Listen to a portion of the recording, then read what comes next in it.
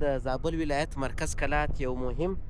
د میلې نقطې ته سهرانه چې ورته وایي مخامخ بیا تبسخر دی، دې ته تبسخر وایي، کیدای شي نوم مو اورېدلی. اختر میوه خو ډاکټر صاحب راوړې ده، اوس بیا دا شنې چای دي پکې نه دي هغه برق چې تولیدوي د باد پکې، که هغه ولګول شي نو زه په دې 100% اطمیناني ګر ژړی لمر پر لوېدو، نو د دې ژړي لمر سره خو ډېرې مبارک روژې تراویح. څو دانې روژې دي ونیولې؟ مبارک روژې تراویح عبادتونه دې قبول شه. یعنې شروع شوې ښه عظیمه خدای دې راوله. دوري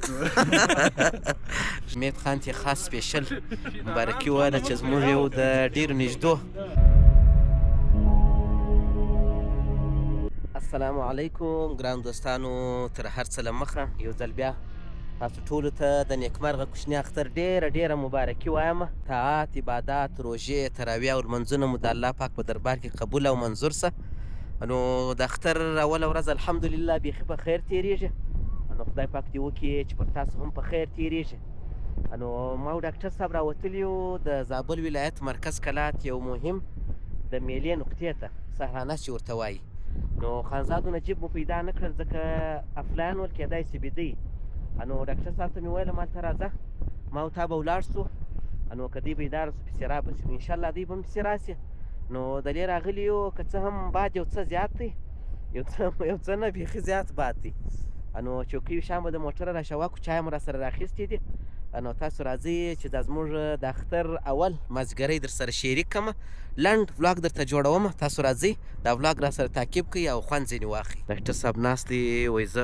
جوابونه ورکوم د اختر د مبارکیانو خلکو ته په وټساپ کې. نو زه به دا شیان سره راشوه کړم.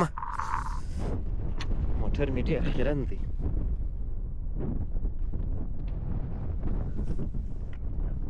یو د اوبو حوض دی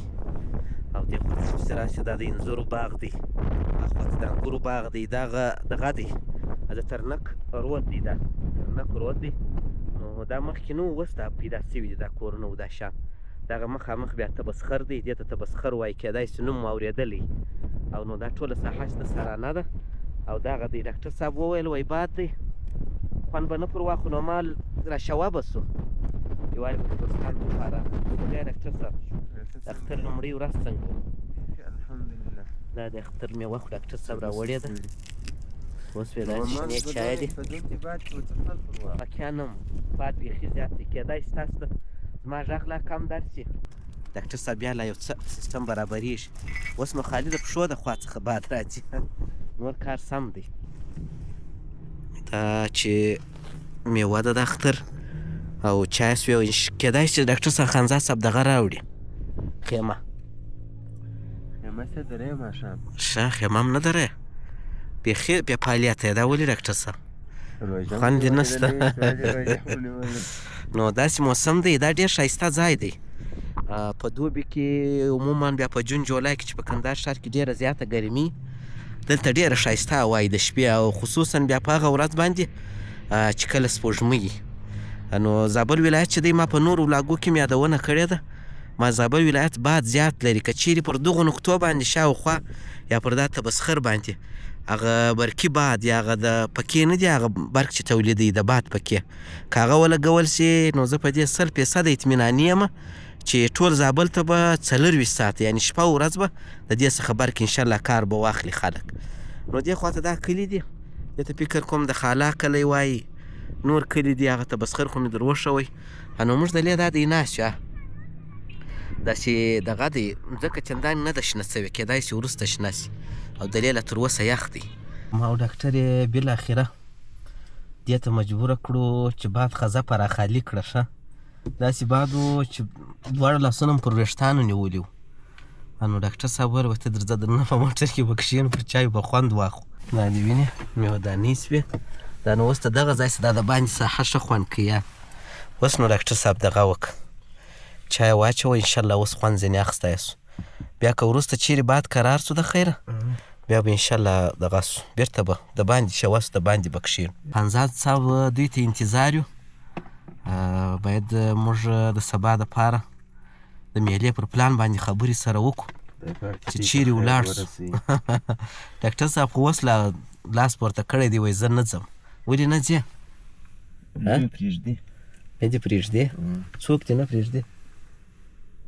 خلک چیرې ځو دا ویډیو به زه تاسو ته پورته کړم تاسو هم په کمنټو کې راته وایاست چیرې ولاړ شم د اختر کې چیرې ولاړ شو کومه خوا ولې بارانونه هم دي د بارانو اټکلونه هم زیات دي نو فیصله به وکړو انشاءالله یو خوا ته به ولاړ شو تاسو به دغسې ناامیده نه پرېږدو نو موږ به چای وڅښو ستاسو سره به یو بانډار هم کوو د باندې ساحه مې نن ډېره نه در باندې ولیدله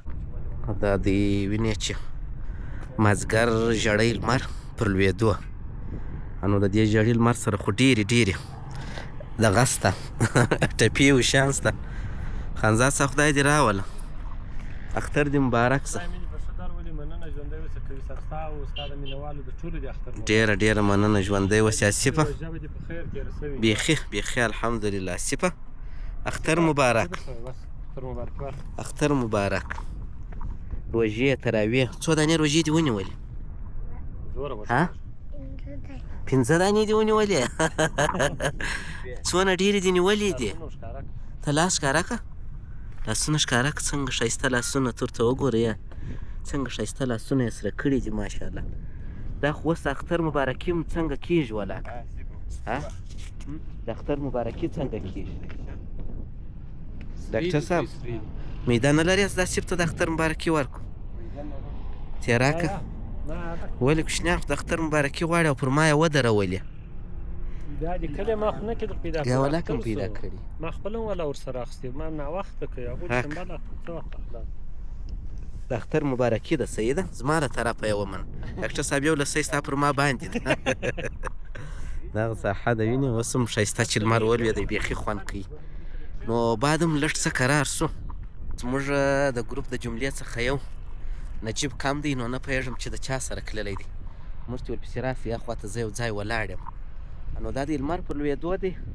د اختر اوله ورځ زابل ولایت مرکز کلات د سارانې سیمه